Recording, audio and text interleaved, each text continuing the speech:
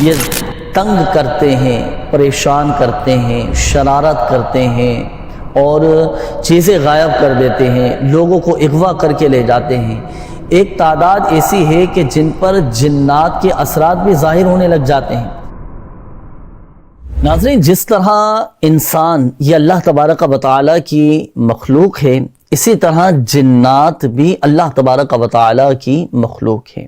جنات مختلف شکل و صورت میں، مختلف جانوروں کی صورت میں بھی بعض اوقات ظاہر ہونا شروع ہو جاتے ہیں۔ کبھی تو سانپ کی شکل میں ظاہر ہو جاتے ہیں، کبھی چھپکلی کی صورت میں ظاہر ہو جاتے ہیں، کبھی کتوں کی صورت میں بھی جنات یہ ظاہر ہو جاتے ہیں۔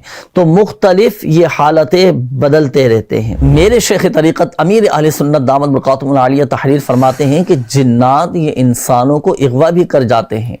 اگر ہم چاہتے ہیں کہ شریر جنات کے شر سے ہماری حفاظت رہے تو ان وظائف کو پڑھنے کا معمول بنائیے گا۔ نمبر 1، یا مہیمن، روزانہ 29 بار دن میں کسی بھی وقت آپ پڑھ لیں، انشاءاللہ الکریم ہر آفت و بلا سے محفوظ رہیں گے۔ نمبر 2، یا وکیل، 7 مرتبہ جو کوئی روزانہ عصر کے وقت پڑھ لیا کریں، انشاءاللہ الکریم اللہ کی رحمت سے ہر آفت سے وہ پناہ پائے گا۔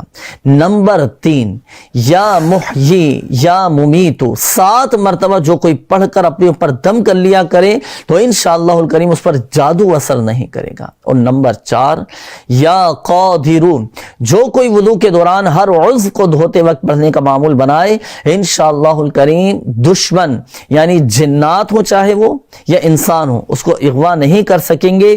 انشاءاللہ الکریم اللہ کی رحمت سے شریر جنات کے شر سے بھی حفاظت رہے گی۔